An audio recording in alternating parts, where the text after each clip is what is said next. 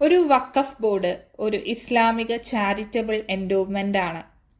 മതപരമായ അല്ലെങ്കിൽ ജീവകാരുണ്യ ആവശ്യങ്ങൾക്കായി സ്വത്തിന്റെ സ്ഥിരമായ സമർപ്പണമാണിത്.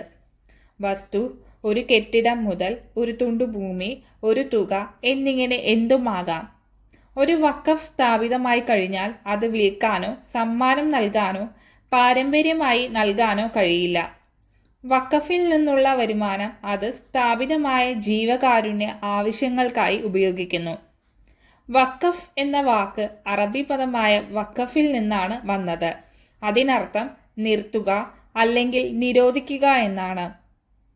വഖഫിന്റെ പശ്ചാത്തലത്തിൽ ദാനം ചെയ്യുന്ന ആസ്തികൾ ഒരു പ്രത്യേക ഉദ്ദേശത്തിനായി ശാശ്വതമായി സമർപ്പിച്ചിരിക്കുന്നതും വിൽക്കാനോ കൈമാറ്റം ചെയ്യാനോ പാരമ്പര്യമായി നൽകാനോ കഴിയില്ല എന്നാണ്.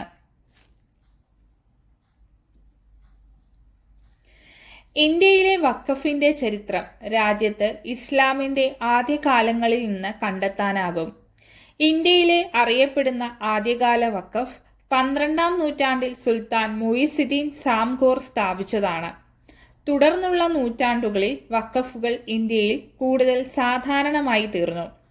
രാജ്യത്തെ മുസ്ലിം സമൂഹങ്ങളുടെ വികസനത്തിൽ അവ ഒരു പ്രധാന പങ്ക് വഹിച്ചു. മുഗൾ ഭരണകാലത്ത് വഖഫുകൾ ഇന്ത്യയിൽ ജനപ്രീതിയുടെ കൊടുമുടിയിലെത്തി. മുഗൾ ചക്രവർത്തിമാർ വഖഫുകളുടെ വലിയ രക്ഷാധികാരികളായിരുന്നു. സാമ്രാജ്യത്തിലുടനീളം വഖഫുകൾ സ്ഥാപിക്കാൻ അവർ വലിയ തുകകൾ സംഭാവന ചെയ്തു. തൽഫലമായി വഖഫുകൾ മുഗൾ ഭരണകൂടത്തിന്റെ ഒരു പ്രധാന വരുമാന സ്രോതസ്സായി മാറി.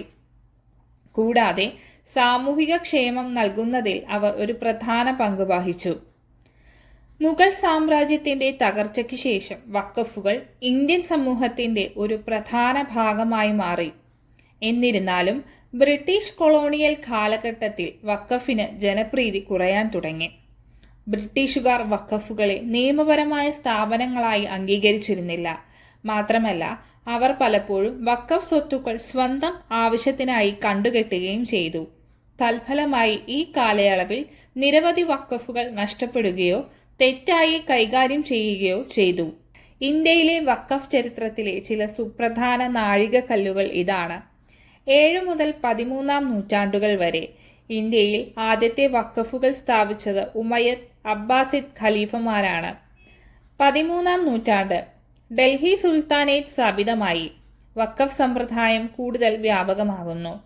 16 മുതൽ 18 നൂറ്റാണ്ടുകൾ മുഗൾ സാമ്രാജ്യം വഖഫ് സമ്പ്രദായത്തിന് കാര്യമായ സംഭാവനകൾ നൽകുന്നു.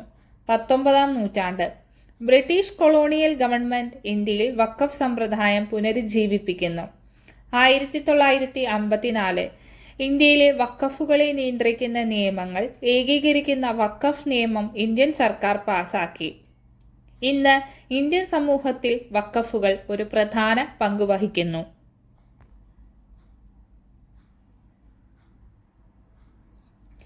വഖഫ് നിയമം 1995 ഇന്ത്യയിലെ വഖഫുകളുടെ മികച്ച ഭരണം ഉറപ്പാക്കുന്ന ഇന്ത്യൻ പാർലമെന്റിന്റെ ഒരു നിയമമാണ്.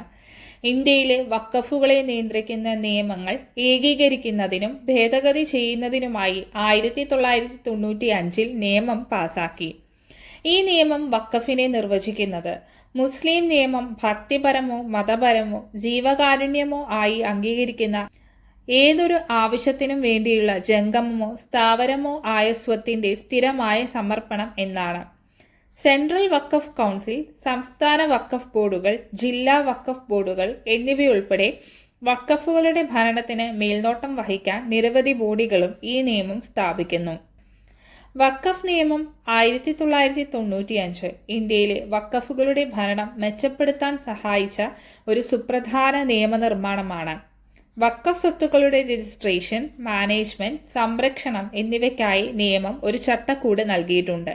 കൂടാതെ വഖഫുകൾ അവ സൃഷ്ടിക്കപ്പെട്ട ആവശ്യങ്ങൾക്ക് ഉപയോഗിക്കുന്നുണ്ടെന്ന് ഉറപ്പാക്കാൻ ഇത് സഹായിച്ചു. 1995 വഖഫ് നിയമത്തിലെ ചില സുപ്രധാന വ്യവസ്ഥകൾ ഇതാണ്. 1. ഒരു വഖഫിന്റെ നിർവചനം. ഒരു വഖഫ് നിർവചിക്കപ്പെട്ടിരിക്കുന്നത് മുസ്ലിം നിയമം ഭക്തിപരമോ മതപരമോ ജീവകാരുണ്യമോ ആയി അംഗീകരിച്ചിട്ടുള്ള ഏതെങ്കിലും ഉദ്ദേശങ്ങൾക്കായി ജംഗമ അല്ലെങ്കിൽ സ്ഥാവര സ്വത്തുക്കളുടെ സ്ഥിരമായ സമർപ്പണം എന്നാണ്. 2. വഖഫ് ബോർഡുകളുടെ സ്ഥാപനം. സെൻട്രൽ വഖഫ് കൗൺസിൽ, സംസ്ഥാന വഖഫ് ബോർഡുകൾ, ജില്ലാ വഖഫ് ബോർഡുകൾ എന്നിവയുൾപ്പെടെ വഖഫുകളുടെ ഭരണത്തിന് മേൽനോട്ടം വഹിക്കാൻ നിരവധി ബോഡികൾ ഈ നിയമം സ്ഥാപിക്കുന്നു. 3. വഖഫ് ബോർഡുകളുടെ അധികാരങ്ങൾ. വഖഫ് ബോർഡുകൾക്ക് വഖഫ് രജിസ്റ്റർ ചെയ്യാനും വഖഫ് സ്വത്തുക്കൾ കൈകാര്യം ചെയ്യാനും വഖഫുകൾക്കായി മുതലിയാന്മാരെ നിയമിക്കാനും വഖഫ് സ്വത്തുക്കൾ പരിശോധിക്കാനും വഖഫ് സ്വത്തുക്കൾ സംരക്ഷിക്കാനും നിയമ നടപടി സ്വീകരിക്കാനും അധികാരമുണ്ട്. 4. വഖഫ് സ്വത്തുക്കൾക്കുള്ള സംരക്ഷണം. വഖഫ് സ്വത്തുക്കൾ സൃഷ്ടിക്കപ്പെട്ട ആവശ്യങ്ങൾക്ക് വഖഫ് സ്വത്തുക്കൾ ഉപയോഗിക്കണമെന്ന നിബന്ധന, വഖഫ് സ്വത്തുക്കളുടെ വിൽപ്പന, മോർട്ട്ഗേജ് അല്ലെങ്കിൽ പാട്ടത്തിന് നൽകൽ എന്നിവയിൽ നിന്നുള്ള നിരോധനം ഉൾപ്പെടെ വഖഫ് സ്വത്തുക്കൾ സംരക്ഷിക്കുന്നതിനുള്ള നിരവധി സുരക്ഷാ മുൻകരുതലുകൾ ഈ നിയമം നൽകുന്നു. വഖഫ് ബോർഡിന്റെ അനുമതി കൂടാതെ വഖഫ് സ്വത്തുക്കൾ ഉത്തരവാദിത്തത്തോടെയും കാര്യക്ഷമമായും കൈകാര്യം ചെയ്യണമെന്ന നിബന്ധനയും. വഖഫ് വസ്തുവിന്റെ കാര്യസ്ഥത സംബന്ധിച്ച് പരാതിയുണ്ടെങ്കിൽ വഖഫ് ബോർഡിന് മാത്രമേ പരാതി നൽകാവൂ. വഖഫ് ബോർഡ് പരാതി പരിശോധിച്ച് ഉചിതമായ നടപടി സ്വീകരിക്കും. നിങ്ങളുടെ സ്വത്ത് നിങ്ങളുടേതല്ല, വഖഫ് ബോർഡിൻ്റേതാണെന്ന് വഖഫ് അംഗീകരിച്ചാൽ നിങ്ങൾക്ക് കോടതിയെ സമീപിക്കാൻ പോലും കഴിയില്ല. വഖഫ് ട്രിബ്യൂണൽ കോടതിയെ സമീപിക്കാം. വഖഫ് ബോർഡ് ട്രൈബ്യൂണൽ നിങ്ങളുടെ സ്വന്തം ഭൂമിയാണെന്ന് ബോധ്യപ്പെടുന്നതിൽ പരാജയപ്പെട്ടാൽ ഭൂമി ഒഴിയാൻ ഉത്തരവിടുമെന്ന് വഖഫ് നിയമത്തിലെ 85-ാം വകുപ്പ് പറയുന്നു. റെയിൽവേയും പ്രതിരോധവും കഴിഞ്ഞാൽ ഏറ്റവും കൂടുതൽ ഭൂമിയുടെ ഉടമസ്ഥാവകാശം വഖഫ് ബോർഡിനാണ്. സച്ചാർ കമ്മിറ്റി റിപ്പോർട്ട് പ്രകാരം 1.2 ലക്ഷം കോടി രൂപ വിലമതിക്കുന്ന 6 ലക്ഷം ഏക്കർ ഭൂമിയിൽ 5 ലക്ഷം സ്വത്തുക്കൾ വഖഫ് ബോർഡിനുണ്ട്. ഇന്ത്യയിലെ വഖഫ് സ്വത്തുക്കളുടെ ഭരണത്തിനും പരിപാലനത്തിനും ഉത്തരവാദിത്വമുള്ള ഒരു നിയമാനുസൃത സ്ഥാപനമാണ് വഖഫ് ബോർഡ്. വഖഫ് ബോർഡിന്റെ ഘടന ഓരോ സംസ്ഥാനത്തും വ്യത്യസ്തമാണ്.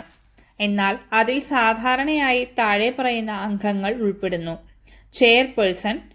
വഖഫ് ബോർഡിന്റെ അധ്യക്ഷനെ നിയമിക്കുന്നത് സംസ്ഥാന സർക്കാരാണ്. ചെയർപേഴ്സൺ സാധാരണയായി ഒരു മുസ്ലിമും വഖഫ് മേഖലയിലെ പ്രമുഖ വ്യക്തിയുമാണ്.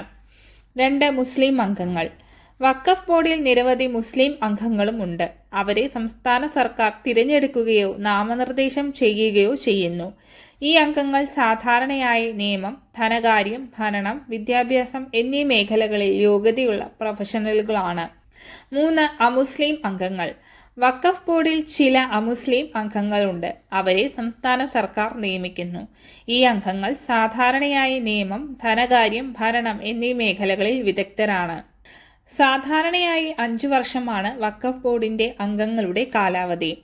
ഇന്ത്യയിലെ വഖഫ് സ്വത്തുക്കളുടെ ഭരണത്തിനും പരിപാലനത്തിനുമുള്ള ഒരു പ്രധാന സ്ഥാപനമാണ് വഖഫ് ബോർഡ്. വഖഫ് ബോർഡിന്റെ ഘടന മുസ്ലിം സമുദായത്തിൽ നിന്നും പൊതുജനങ്ങളിൽ നിന്നുമുള്ള പ്രാതിനിധ്യത്തിന്റെ സന്തുലിതാവസ്ഥ ഉറപ്പാക്കുന്നു.